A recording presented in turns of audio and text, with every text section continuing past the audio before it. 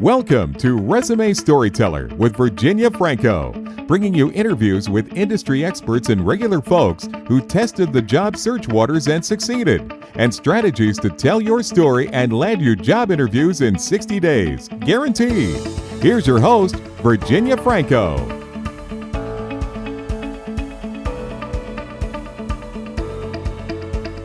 Hello everyone, I'm so excited to introduce my next guest. I have with me online job search expert Susan Joyce, who is the president of NetAbility, a web content management company, as well as the webmaster editor and chief technology writer for jobhunt.org. Both sites have made Forbes' top 100 websites for your career list. Susan's a two-time layoff graduate, a U.S. Marine Corps vet, and has worked in HR at Harvard University and at a compensation consulting firm. She has been studying writing and speaking about online job search since 1995, and in 2004 began studying writing and speaking about the effective use of LinkedIn for job search. Susan, welcome. Thank you so much for joining me today. Well, thank you for inviting me. It's a pleasure to be here. So you heard me sort of give that brief introduction about your background, but I'd love for you to be able to explain in your own words, give us an overview of what you do day in and day out.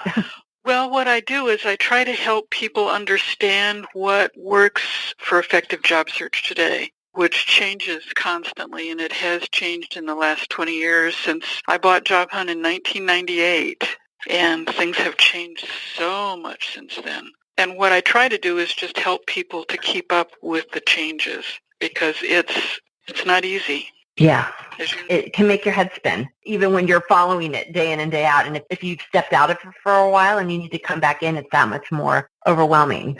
That's right. There's always somebody new that's joined the mix, or a new technology has kind of tweaked things in ways that aren't expected. And I was working with a job seeker recently whose last job search was in 2011. And she did really well in 2011, but, she's way behind now. She's got a lot of catching up to do. Yeah. And that happens, even in a year after a year. Yeah, 7 years ago doesn't feel like that long, but you're right, from job search evolution, that's leaps and bounds. How did you come into this role? I mean, your career is so varied. Well, it's odd. When I was laid off, I decided I was going to start my own company. I was never going to trust corporate management again because we really had great technology. We just weren't using it very intelligently. So I started my own company. It was a web development company. I was really lucky. I worked at a large technology company, and in fact, the government version of the Internet was one of my contracts. So I was very familiar with it. And the company was a large company, and the headquarters was here in Massachusetts. And when the company decided to downsize, thousands of jobs were lost here. So we had excellent outplacement. We had outplacement actually for a year. And I was going to the outplacement folks. It was interesting. The people who were doing their resumes got 5 days of training. The people that were starting their new businesses got 1 day of training. But really? Oh, wow. Yeah. But it was interesting because that was 1994 and 1995, and that's really when the Internet was starting to take off. Mm-hmm. And Monster was born here in Massachusetts. I didn't know that. So, yeah, I had some contacts who ended up at Monster, so I knew some people at Monster. I knew the Internet. I knew I had already been an AOL subscriber, and AOL was a separate network at the time. So I started giving classes in outplacement to my other layoff graduates, we called ourselves, to learn how to use the Internet for job search. And at the time, it was sort of explaining to people how Monster worked with a lot of it. And the rest of it was explaining to people how to connect their computers to these strange little boxes called modems that were then connected to their telephones.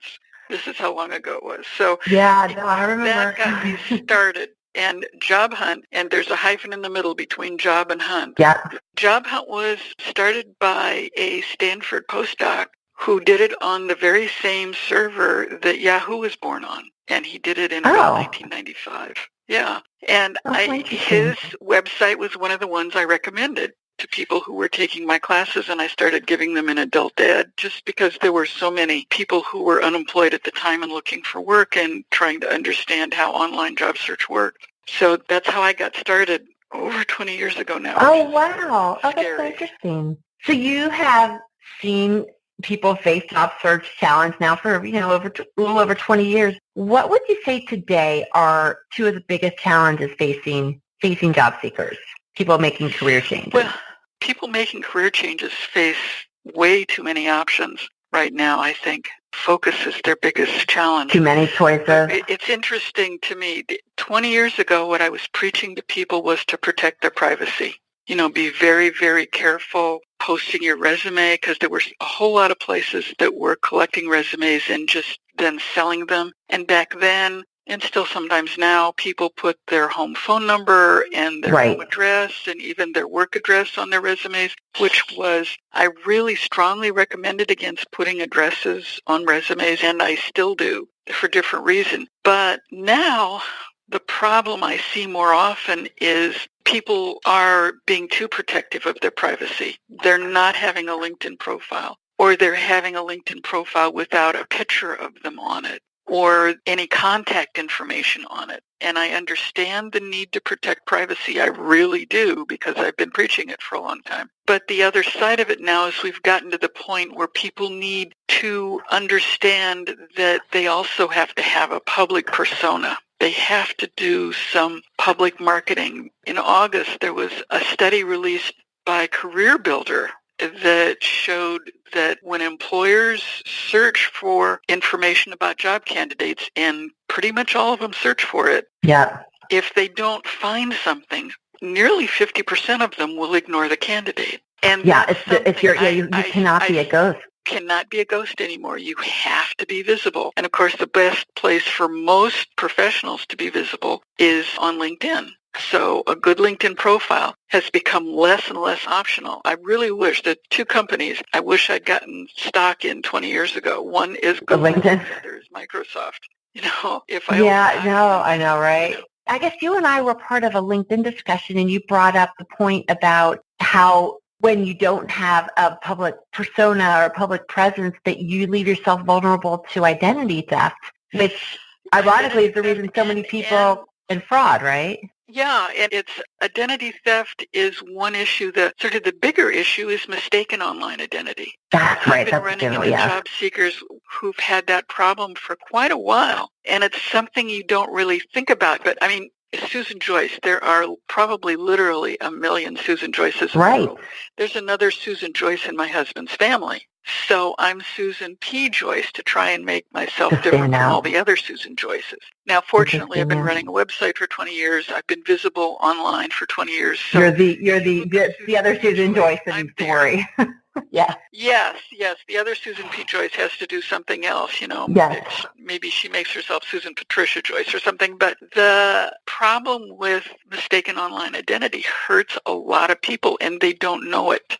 They're completely unaware of it because, in the last few years, the term, vanity Googling and vanity search has come out, and it's made fun of people who did a Google search on their name. But I call it defensive Googling, and I say do it every week. See what's out there. Because there's so many stories I've heard from job seekers, and this is going back literally decades. But the first one was the job seeker this guy was a smart executive, and he looked very professional, and he sounded very professional. And he would go to these networking meetings for people like him, and he would meet people, shake hands, have a discussion, give them his business card, go home, follow up with an email, and he never heard a word. Nobody ever responded to him. And he really was upset. He felt people were being very rude, and he was sure that there was something he was doing wrong that was causing them maybe he was being too friendly, maybe he had too much wine, whatever. He couldn't figure out what the problem was. And after a few months, 4 months actually, he finally Googled himself, and it turned out there was a disbarred attorney with the same name in the same city. So and this is a warning for attorneys, no matter how charming and professional you appear in person, if you're a disbarred attorney, there's not that many people who are interested in doing business with you. No, that's true. Do you recommend people set up a Google search, just one of those alerts, so they can, when their name shows up, or do more than that? Absolutely. Yeah, that's what I do. And do it on a couple of versions of their name. I mean, I have it set up on Susan Joyce and Susan P. Joyce, just in case. No, that's smart. That's absolutely smart. You know, it's funny. My husband shares the name with a porn star, so we had to to get him up to the top. Of course, they look nothing alike, but still, you never know. But still, yeah. No, Yeah. I ran into a job seeker about a year and a half ago who had the same name, a guy, again, the same name as a deceased porn star. So when he applied for jobs, people probably didn't take it seriously at all. And he added a little initial, and that's all it took. You just have That's right. And just have to differentiate yourself. And because people are looking, and if they don't see things, they're going to leap to their own conclusions, right? So Yeah. So the challenge is too many options and people are unaware. What do you find surprises people the most? Is it what we were talking about? Are there other things that just catches them way off guard when they start job searching? Well, I think the necessity to be visible online is the biggest surprise to people. And it's gotten to the stage, this young woman I talk about who, had her last job search in 2011, she had a great LinkedIn profile. She had absolutely no LinkedIn activities. So she was there, and she was there well. She had a good LinkedIn profile, but she wasn't doing any sharing. She wasn't doing any particular following. She wasn't really leveraging the activities that LinkedIn makes available to people now. And so she wasn't really getting on anybody's radar screen. And the other thing was she wasn't paying attention to keywords. And this is why having a vague option doesn't really work well anymore. Right. She described herself as a marketing professional. That's what her professional headline was on LinkedIn. And there is no recruiter who is searching for a marketing professional using that term. No, that's right. They're searching for a specific job title. Mm-hmm. And that's what you've got to have. And that's why you need to have target employers, because different employers call the same job different things.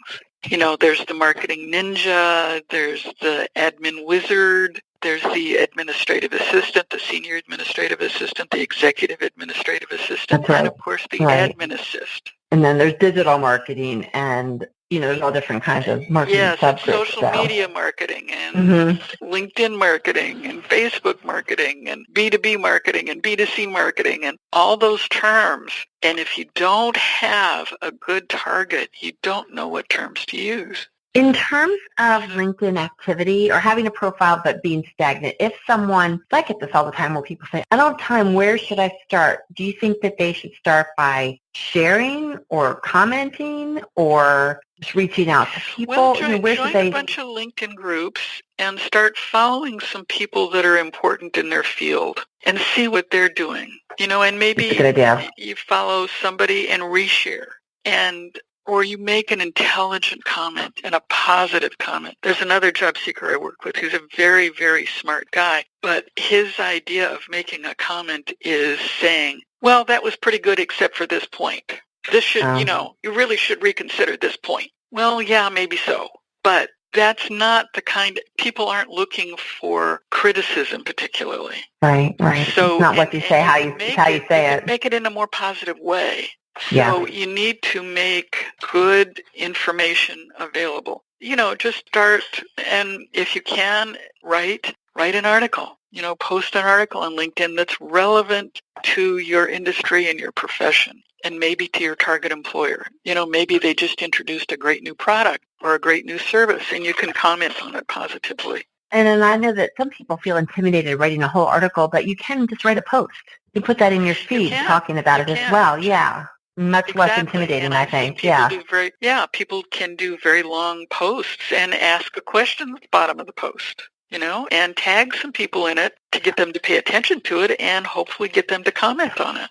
So there's a lot of things you can do. I mean, in a sense, looking back 20 years or even longer, when I got my MBA, I remember we did one version of our resume, and the school put it in a big book that they shipped out to a bunch of employers. And I remember I had, 100 copies of that resume printed using offset printing on expensive paper. And I bought matching envelopes and matching fancy paper. And I typed up cover letters that went with them. God help me, it was not, typing is not my thing. 10 bottles of white out later for that. Yes, yes. I think I rented a correcting Selectric. Oh my gosh, you're smart.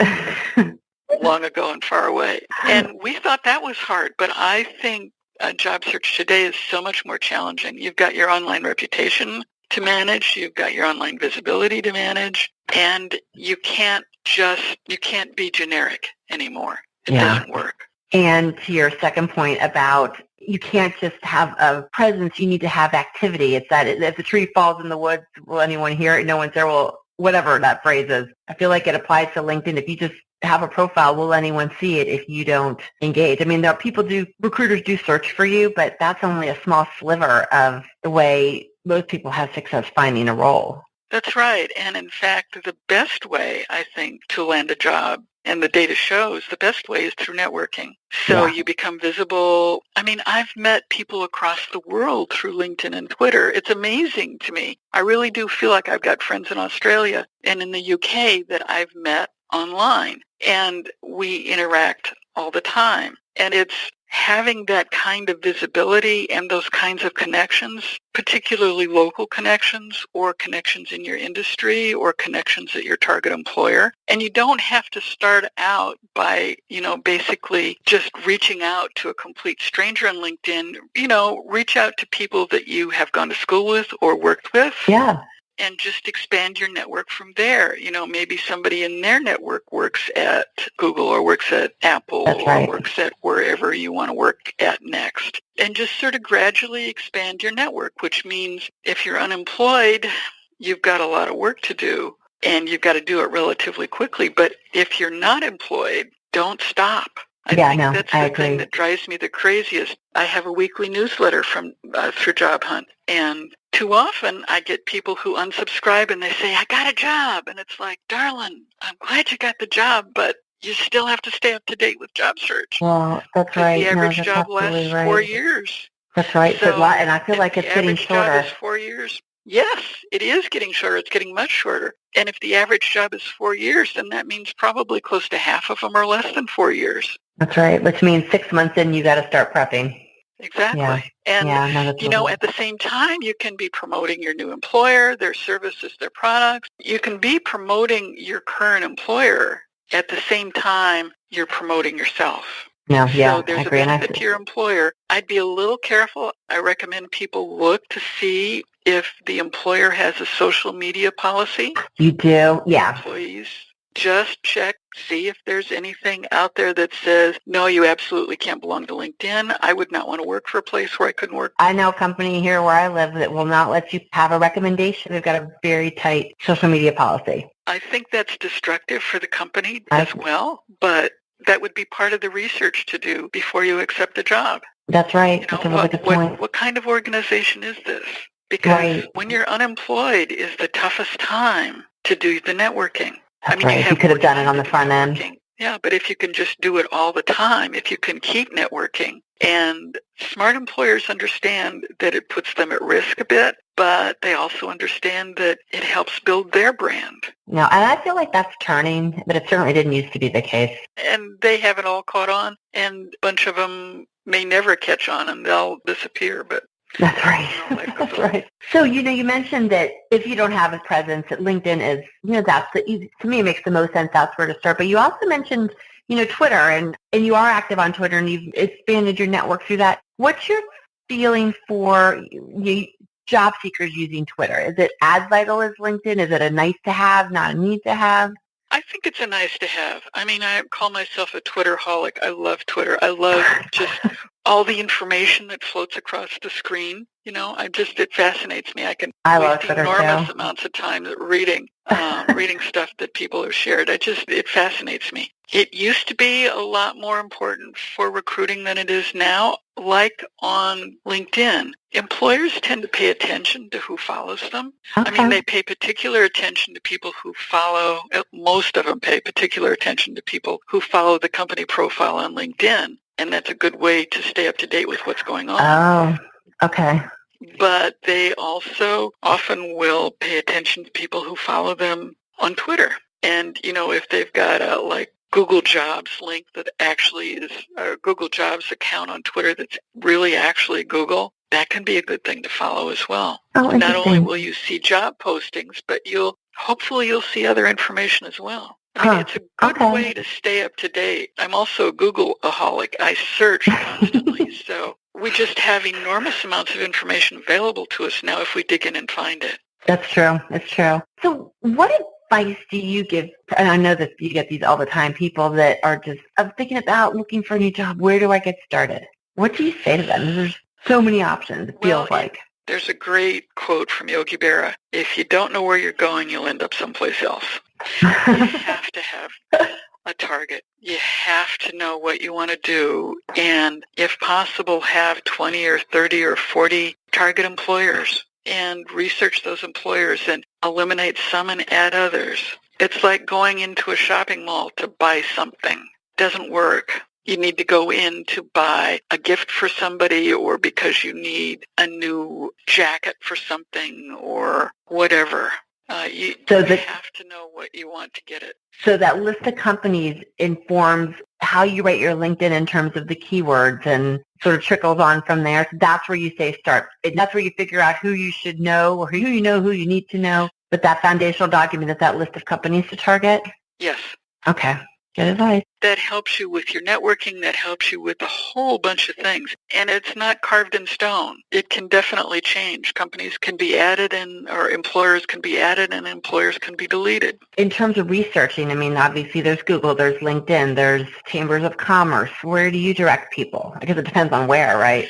Right. It depends on what you're looking for. But I did a post on Job Hunt, 50 Google searches to avoid bad employers. Because one job I went to, I was more interested in leaving and I wasn't paying close attention to where I was going. Okay. And I ended up leaving a pretty good organization just because I was annoyed with my boss. And going to an organization where the men had the offices with the windows and the women had the cubicles in the middle. And I hadn't paid attention to that. And, I mean, the good news from that is I bailed on that job and went to graduate school and got my MBA. Okay. But the bad news is I was paying more attention to what I was leaving than where I was going. And now I would pay a whole lot more attention to how the offices were organized. But I would also do a whole bunch of searches on Google to find out what's being said. And certainly there are sites like Glassdoor. You can go and you can find reviews. You know, kind of like with Yelp, I don't trust reviews totally.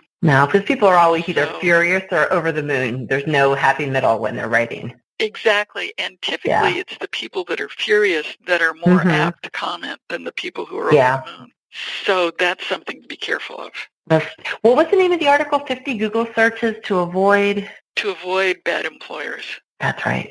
I'm going to check that out. So what about the person who didn't have the sense to come to you before they got started but said, I'm job hunting and it's not working? Where do you help them start examining what's going on? Well, usually I start with the defensive Google search to see if there's something that's holding them up there, and I look at their LinkedIn profile. I'm not a professional resume writer. I've been in HR. I've seen how HR organizations work.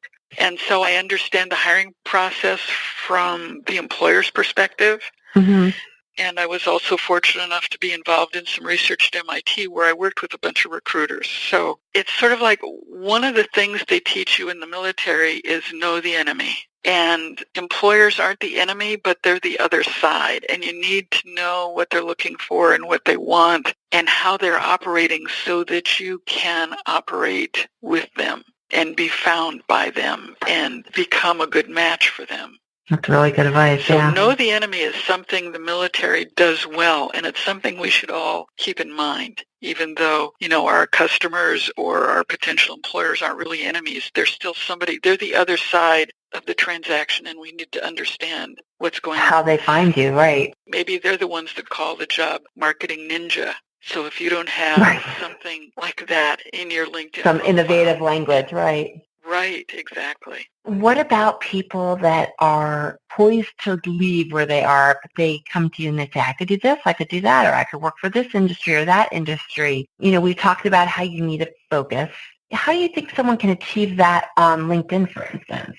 Well, I think probably what they need to do and what I recommend is that they see a career coach, somebody who will help them figure out what works best for them. I mean, one of the things, the reason I ended up joining the Marine Corps is because the last semester of college was student teaching, and my undergraduate degree is in education, and I should have been teaching high school American history or civics when I graduated from college. But student teaching the last semester was the worst experience of my life, and I count Marine Corps boot camp in that.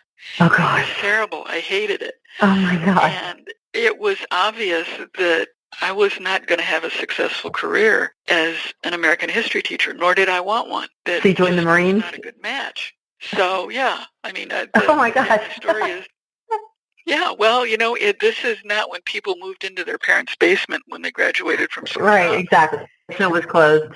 Yeah, so the Marine Corps was the best option for me, and I had a fabulous job in the Marine Corps. I really enjoyed it. That was my first layoff. At the end of my enlistment, we were downsizing the Department of Defense, and that was the end of that job. Now it's probably just as well, because I certainly wouldn't be doing what I'm doing now if I had stayed in the Marine Corps, but boy, that was a wonderful job. It was very, very interesting. But you're a it felt perfect very example. important. No, it just was a very important job. I really enjoyed it. Now, I feel like you're an example of someone who you offer services. I mean, you write, but you give advice, but there's a common theme of job search. So is that another way, as long as I feel like there are people that offer a variety of services, a portfolio of offerings, but it's all under sort of the same umbrella. So that might be another way to fashion their LinkedIn accordingly.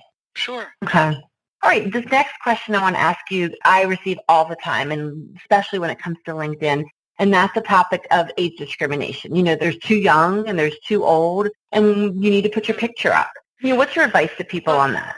I deal mostly with people who are worried about being too old, Okay. and most of the time the way they handle that is they don't put their picture on LinkedIn. And I say to them, so you managed to get an interview with a company that doesn't want to hire somebody your age. Think of the time waste.